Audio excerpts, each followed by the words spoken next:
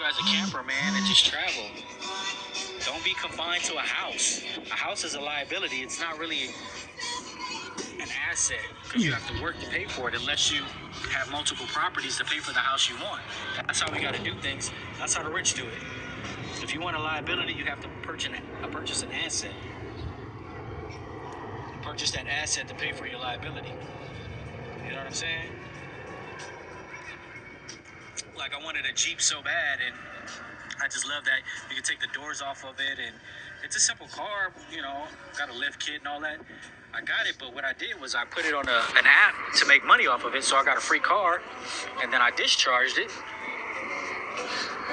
Can't beat it, so I made money off of it because it was on Turo, and then I discharged it. I got a free car, and now I'm putting it back on Turo, and it's gonna make money for me, passive money. This is summertime. Take the doors off. I can rent it for $250 a day, $150. It depends on what the market is, but I'll make bank, and I'll give that to my daughters. Like, look, this is your money. Just when it comes back, fill it up, wash it, set it to the side for the next customer. That's how we got to start training our kids. You feel me? Kids want it all. So I buy, assets. What somebody say in the comments? Yeah, but just wanted to check in with you guys. Somebody sent me a message. Oh yeah, that's right. Absolutely, man. But I wanted you guys to get a vibe and live with me and see the vibes that you can create every day. Just go out to eat and just live and relax. Don't worry about work. Because to be honest with you, you're nothing but a number to them.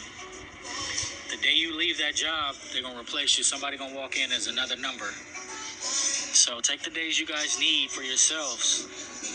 I say fuck those bills. I mean, in a sense. We're going to die in debt. It is what it is. But while you're here on Earth, enjoy it. Discharge the car. Accord and satisfaction. It's in the package, and I tell people to just read that. I think it was like 6 pages, 6 small pages. Just read it and follow it, and you can discharge it, because all it is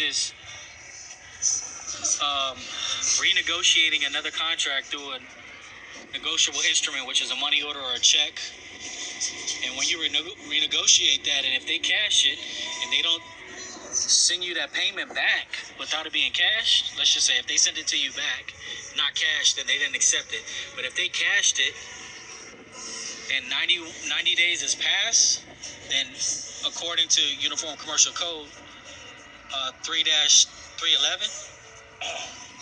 it's accord and satisfaction. It's discharge. But you have to have a conspicuous statement sent. You have to let them know it's coming. You can't just send a check and that's it. You have to have good faith, meaning like you have to let them know it's coming. Put what your bona fide dispute is in the letter. Like, what are you disputing? A bona fide dispute. Let them know you're sending it and ask them, hey, where do you want me to send this to? They never send you the location or the address. So what you're going to do is, after a certain time, I say 7 days, nothing from them, then you send your regular payment in with the money order, with the conspicuous statement on the money order, to the address where you've been previously paying the car payments. And you do that 3 times, and that's considered 369, meaning 1 month is 30 days, 2 months is 60, and then 3 months is 90 days. So if you send 3 payments, 369, by the 90th day, the first money order that you sent should clear that 90 days. So there you have it. You can go to the post office and get a copy that they cashed it. Then you call them and get an accounting statement, which they send you all of the payments that you have made. And from there, that's evidence from them that, oh, you cashed it. You sent me an accounting statement and you've seen it 3 times. So therefore, that is your evidence to go to court if you need to. Because keep in mind, these companies will try to bully you. So you push the line and you take them to court if you have to. But it's pointless if you do for them, because then you can add other penalties and fees and all that other shit. So it's just better off for them to give you your money. I'm sorry, give you the vehicle and close that account. So that's how you do it. But see, the key part that people forget about is this. Sometimes you may have to enforce the negotiable instrument. And that's the part that they know that some people are not ready for. Courts. Because courts is where we hold arguments, right? So you can't be scared because it's within your right. So that's why I tell you guys to study civil rules of federal procedure. So if you need to go to court, you'll understand the procedures. So therefore, you can stand your grounds and challenge everything. But you already have the necessary documents you need. So the judge is going to see exactly what you did: accord and satisfaction, bona fide dispute, you were in good faith, they never reissued the negotiable instrument back to you uncashed, you have the proof, case closed. Yeah, don't ever be scared, because that's where they try to bully us with courts.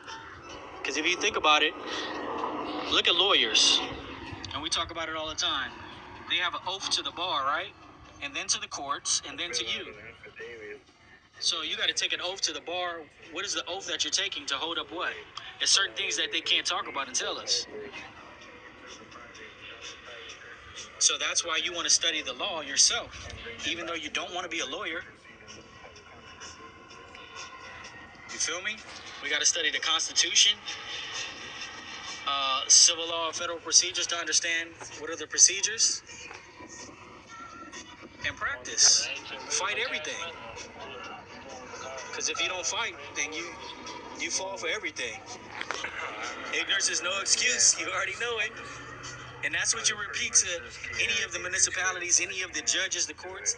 You let them know ignorance is no excuse. We're going to use it against them, you guys. It's all finding loopholes. It's a reason why they don't teach us law in school. But they want us to be law-abiding citizens. But you never taught me law, because it's up to us to understand what our rights are. Because if you don't know your rights, you have no rights, right?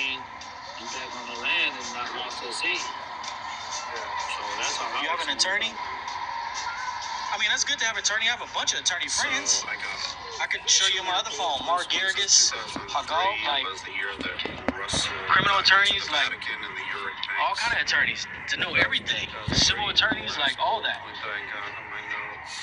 My good friends, like on my line, like I check on them every once in a while. You know, like Christmas come, like one of them loves bow ties. Like I'll find like a nice bow tie to keep that friendship. You know, I'll send like Starbucks cards, like bagels and stuff to the office, just to let them know, like, look, I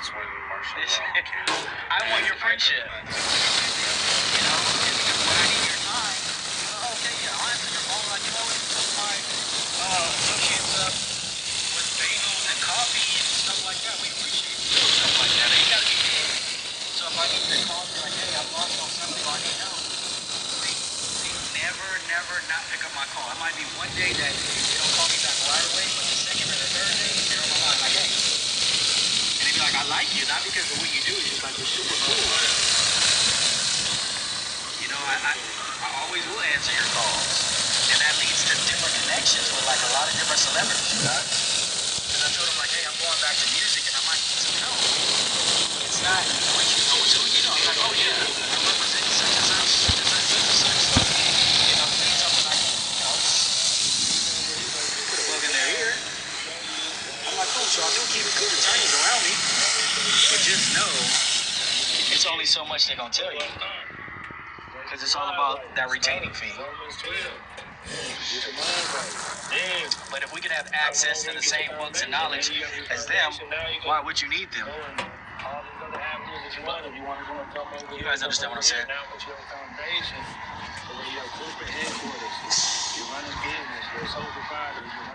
Yeah. Well, you can get that apostle for when you authenticates your birth certificate in a non-Hague Convention country. And it's just giving it, the same, how can I put it, so you can understand. It's up to the par with the original. You'll never see the original, the same original birth certificate ever in your life. Ever. And that's the one when you come out your mom's womb, and they